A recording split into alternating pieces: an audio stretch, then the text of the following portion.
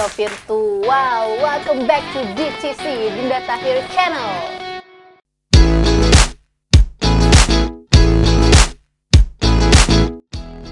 Biasanya gue kan ngambil videonya tuh di kamar kosan gue dengan background tembok yang warnanya polos. Tapi kali ini gue ganti suasana karena gue lagi nongkrong di Warung Bedel.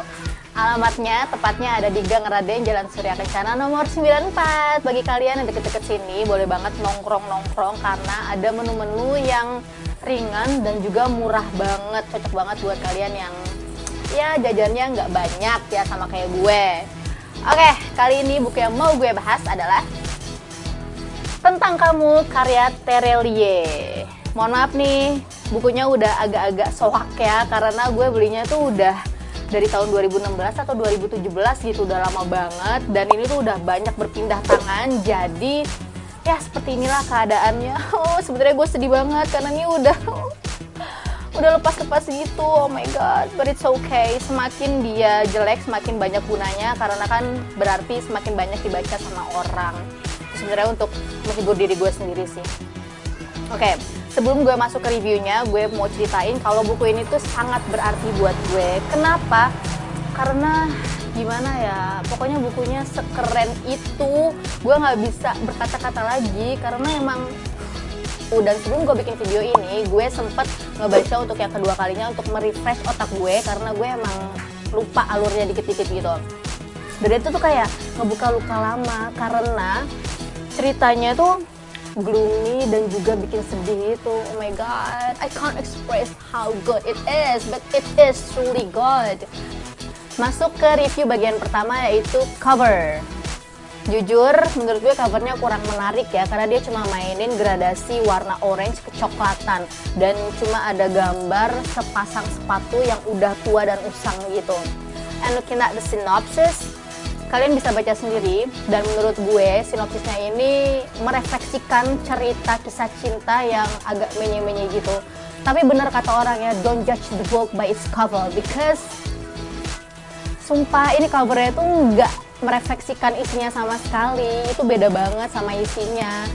Makanya kalian tuh harus baca ya. Tapi sebelum baca tentunya kalian harus nonton review ini dulu.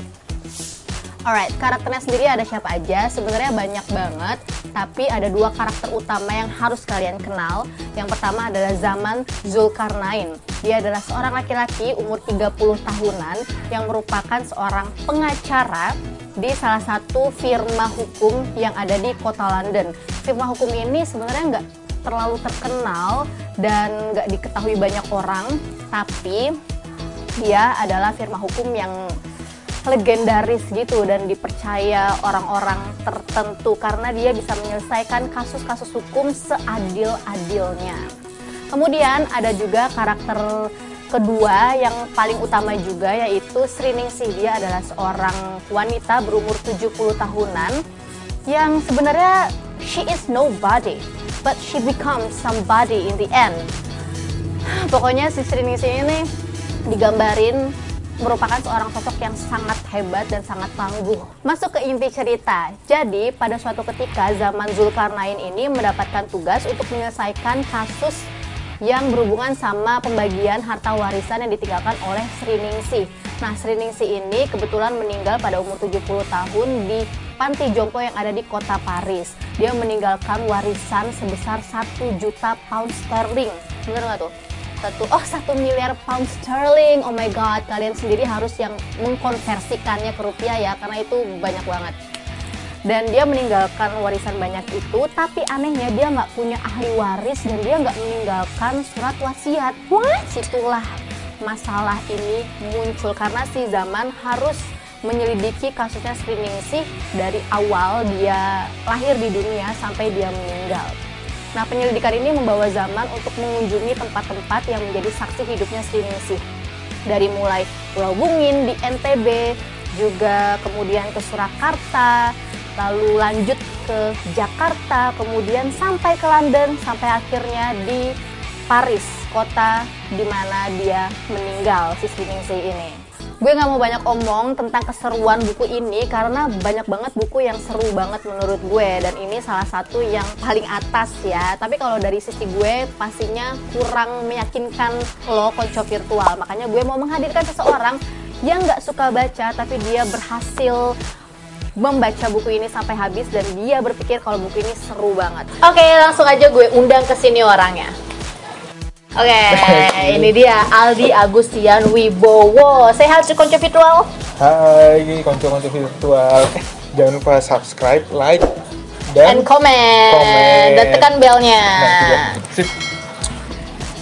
Nih ya, buku tentang kamu ini kan lumayan tebal ya, 524 halaman. Bagi orang yang gak suka baca tentu ini tebal banget dong. Iya benar. Dan kamu bisa nyelesain buku ini dalam waktu berapa?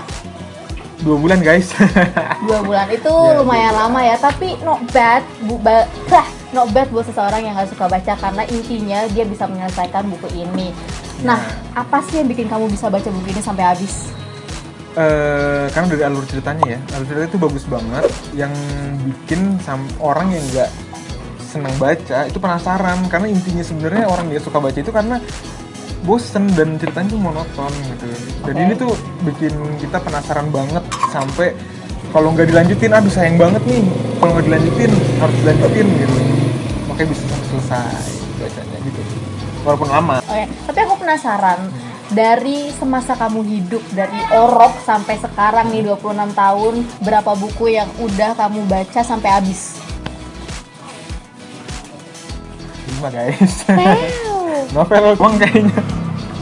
Tapi dari 5 buku yang kamu akui kamu baca sampai habis itu, mana yang paling seru? Ini sih, kalau dari segi alur, ini ceritanya. Tapi aku penasaran, apa sih yang bikin kamu gak suka baca? Padahal kan baca itu menyenangkan. Yang tadi aku bilang sih kayak, bikin kalau alurnya yang monoton atau percintaan yang gitu-gitu aja kayak bosan, ngantuk, udahlah, kayak nggak ada rasa penasaran lagi dalam diri untuk melanjutin baca itu. Tapi kalau ada sesuatu yang bikin ini sebenarnya cerita tentang apa sih, ini sebenarnya endingnya gimana sih gitu, nah itu baru pasti bakal wah abis deh. Berarti twist itu ngaruh banget ya. Dan sebenarnya di sini kan ada kisah cintanya juga. Menurut kamu itu kayak gimana kisah cintanya? Kisah cinta itu nggak norak, asli. Kisah cinta itu bagus banget. Jadi yang bener-bener menceritakan tentang cewek yang gak cakep, cowoknya juga biasa aja, dan cara ngedeketinnya tuh kan unik gitu loh. Cara ngedeketinnya unik sampai ngambil hati si ceweknya gitu, dan keren. Sama-sama nol, sama-sama si Sriningsihnya nol, Sriningsih tahu cowoknya juga bukan siapa-siapa, nol gitu. Pas ternyata sama-sama tahu, wow, ternyata ada something di. Ternyata mereka adalah cinta sejati. So sweet. Keren, jadi benar-benar nggak lebay gitu ya romansnya. Nah, terus kekurangan dari buku ini yang kamu rasain apa?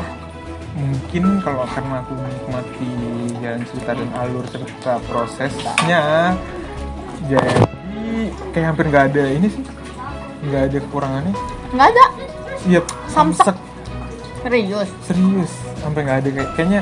Mungkin karena aku menikmati jalan cerita dan alurnya ya, jadi kayak nggak ada.